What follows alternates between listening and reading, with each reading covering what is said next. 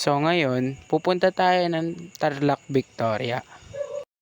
So andito na tayo sa Tarlac at malayo-layo pa ang babiyahin natin papuntang Victoria.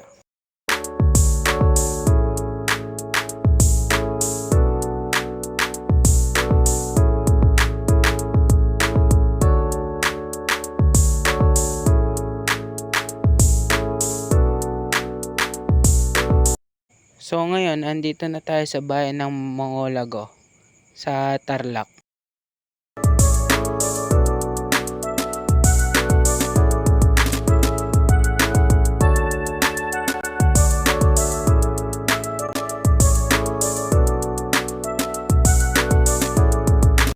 So ngayon, nandito na tayo sa palengke ng Victoria at hanapin na lang natin yung park dito.